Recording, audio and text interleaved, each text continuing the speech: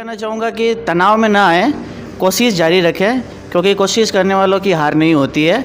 असफलता मिलती है तो असफलता में हम यह ना सोचें कि हम असफल हुए हैं, हम यह सोचें कि हमें उससे कुछ न कुछ अनुभव मिला है, तो उस अनुभव का हम कैसे वापस यूटिलाइजेशन कर सकते हैं, उस पर ध्यान कंसंट्रेट करें। इसी दौरान मुझे प्रेरणा मिली कि किसानों की क्या क्या समस्याएं होती है, किसानों की और उनके डॉक्यूमेंटेशन में वगैरह में क्या समस्या होती है, उनका समाधान किस प्रकार से हो सकता है। तो इस प्रेरणा ने मुझे आगे बढ़ने के लिए सशक्त बनाया और 2017 से मैं इस तैयारी में लगा हुआ था और अंततः सफलता मिली। सर, इसमें ऐसा है कि हर एक की अपनी अपनी स्ट्रेटेजी होती है। हम एक कॉमन स्ट्रेटेजी को सभी पर लागू नहीं कर सकते हैं, लेकिन जो कॉमन पॉइंट है सभी में वो है सेल्फ कंट्रोल। हमें खुद पे नियंत्रण होना चाहिए। अब हमारी और अपनी खुद की स्ट्रेटेजी बनानी होगी। हो सकता है कि हम सोसाइटी के कार्य में कहीं 2 दिन बिजी भी रहें तो कोई बात नहीं, वहाँ पर भी समय देना ज़रूरी होता है, लेकिन सेल्फ कंट्रोल करते हुए और मन लगाकर काम करें तो थोड़ा समय तो देना पड़ेगा, लेकिन अगर थोड़ा समय इसके लिए निकाल देते हैं तो अंततः सफलता जरूर।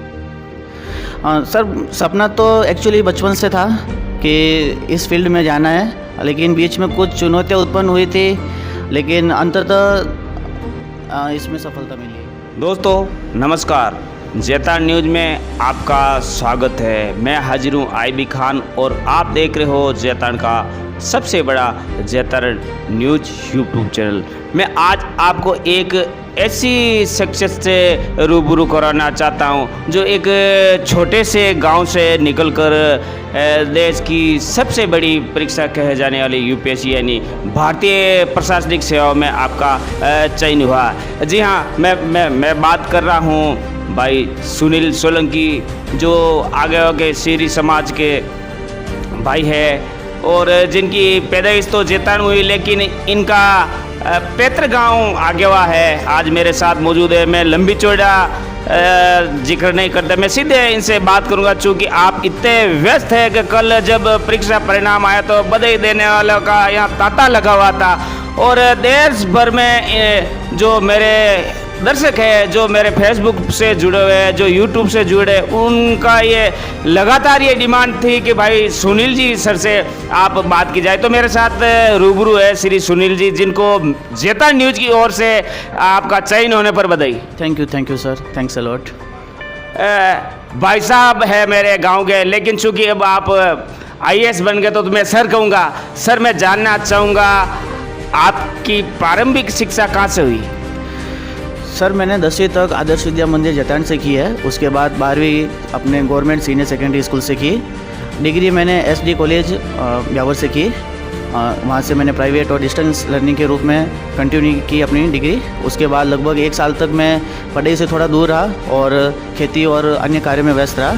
इसी दौरान मुझे प्रेरणा मिली कि किसानों की क्या क्या समस्याएं होती है, किसानों की और उनके डॉक्यूमेंटेशन में वगैरह में क्या समस्या होती है, उनका समाधान किस प्रकार से हो सकता है। तो इस प्रेरणा ने मुझे आगे बढ़ने के लिए सशक्त बनाया और 2017 से मैं इस तैयारी में लगा हुआ था और अंततः सफलता मिली है।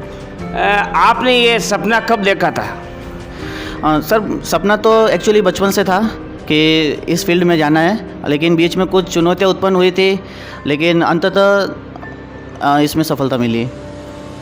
सर, मैं जानना चाहूँगा, आपने बहुत मेहनत की होगी। पढ़ाई का समय क्या क्या था आपका? जो ये वीडियो देखेंगे, जो आपसे प्रेरणा लेंगे, उनको आप ये बताना चाहेंगे कि पढ़ाई आप किस तरह से आप करते थे, क्या टाइम टेबल हुआ करते थे, कब सोते थे, कब उठते थे? सर, इसमें ऐसा है कि हर एक की अपनी अपनी स्ट्रेटेजी होती है। हम एक कॉमन स्ट्रेटेजी को सभी पर लागू नहीं कर सकते हैं, लेकिन जो कॉमन पॉइंट है सभी में वो है सेल्फ कंट्रोल। हमें खुद पे नियंत्रण होना चाहिए। अब हमारी और अपनी खुद की स्ट्रेटेजी बनानी होगी। हो सकता है कि हम सोसाइटी के कार्य में कहीं 2 दिन बिजी भी रहें तो कोई बात नहीं, वहाँ पर भी समय देना ज़रूरी होता है, लेकिन सेल्फ कंट्रोल करते हुए और मन लगाकर काम करें तो थोड़ा समय तो देना पड़ेगा, लेकिन अगर थोड़ा समय इसके लिए निकाल देते हैं तो अंततः सफलता जरूर मिलती है। यानी कि वो रटन विद्या वाला नहीं होना चाहिए। यस सर, रटन विद्या इसमें काम नहीं आएगी, क्योंकि सिलेबस नाम की इसमें चीज़ है नहीं। हमें व्यावहारिक रूप से जो भी समस्याएं फेस करते हैं उन सबसे रूबरू होना पड़ता है।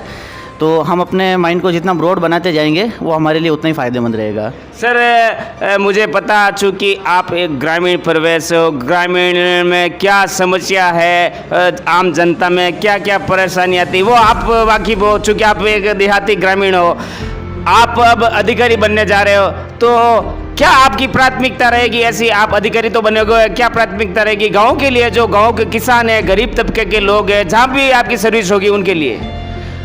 सर मेरी प्राथमिकता यही रहेगी कि जो भी समस्याएं मैंने फेस की है और अपने साथियों के साथ देखी है उनका मैं निराकरण कर सकूं। जहां मैं रहूं वहां अपनी तरफ से और अपना जो सर्कल बने उस सर्कल के माध्यम से भी मैं कोशिश करूंगा कि उन समस्याओं का समाधान हो। मुख्यतः समस्या अभी अनएम्प्लॉयमेंट की है या माइग्रेशन की है, तो उस पर ध्यान कंसंट्रेट करने की कोशिश करूँगा। सर एक सवाल और जानना चाहूँगा, कई युवा है, युवतियाँ हैं जो आपकी तैयारी कर रहे हैं, कई बार उनका चयन नहीं होता, अगर शायद आपका भी दूसरी बार चयन हुआ, तो ऐसे में वो तनाव की स्थिति में आ जाता है, तो उन परीक्षार्थियों के लिए आप क्या संदेश देना चाहोगे? सर मैं यही कहना चाहूँगा कि तनाव में ना आए, कोशिश जारी रखें, क्योंकि कोशिश करने वालों की हार नहीं होती है। असफलता मिलती है तो असफलता में हम यह ना सोचें कि हम असफल हुए हैं, हम यह सोचें कि हमें उससे कुछ न कुछ अनुभव मिला है, तो उस अनुभव का हम कैसे वापस यूटिलाइजेशन कर सकते हैं उस पर ध्यान कंसंट्रेट करें, तो हमें और बेहतर रिजल्ट मिलेंगे और डेफिनेटली सफलता एक दिन मिलेगी। आप अपना मार्गदर्शन या प्रेरणा स्रोत किसे मानते हो? सर मेरे लिए मेरे पिताजी और दादाजी, माताजी और मेरे मामा जी मुख्यतः प्रेरणा स्रोत रहे हैं, और बाकी जो भी सिचुएशन है और मैं जिनसे भी मिला हूँ सभी से कुछ न कुछ सीखने को मिला है।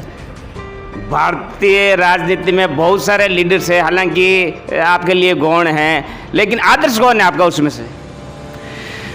सर मैं एक व्यक्तिगत टिप्पणी न करते हुए कहना चाहूँगा कि जो भी उच्च गुणों से या नैतिक मूल्यों से युक्त है, तो ऐसा नहीं है कि किसी व्यक्ति विशेष में बहुत खराबियाँ है या बहुत अच्छा है, सभी से हमें कुछ न कुछ सीखने को मिलता है, तो हम जिस परिस्थिति में रहते हुए वहाँ से सीखने की कोशिश करें। मैं उन भाइयों के लिए आपके मुखारबिंद से कुछ संदेश सुनना चाहूँगा जो प्रतीक्षा कर रहे हैं, लगातार आपको बधाई दे रहे। मैं कल देख रहा था, कल भी आपका मोबाइल बिजी आ रहा था, अभी हम बात कर रहे हैं तो अभी भी आप बिजी है, तो उन लोगों के लिए आप क्या संदेश देना चाहोगे जो तैयारियों में जुटे हुए हैं? सर उनके लिए मैं यही कहना चाहूँगा कि तैयारी में लगे रहें, और जो भी सफल हुए हैं उनसे प्रेरणा लेते रहे, और यह मानकर चले कि हो सकता है कि हमें कुछ कदमों पर असफलता मिले, लेकिन उनसे निराश न हो और लगन और मेहनत के साथ लगे रहे तो डेफिनेटली सफलता मिलेगी। आपके बारे में बताना चाहूँगा, आप एक किसान परिवार से ताल्लुक़ रखते हैं, शायद आपको खेती का काम तो आता है? यस सर, तो मैं जुड़ा हूँ, काफ़ी समय से जुड़ा हुआ हूँ खेती के काम से। तो ये थे भाई सुनील जी सोलंकी जो सीरवी है, और बताना चाहूँगा कि भारतीय प्रशासनिक सेवाओं में आपका चयन हुआ है, 463वीं रैंक है, साधारण परिवार में जन्मे हैं, आपके दादाजी का भी देहांत हो चुका है और आपके पिताश्री का भी देहांत हो चुका। ऐसी बहुत परेशानियाँ थी, बावजूद आपने ऐसी मैं सही कह रहा हूँ सर? Yes sir.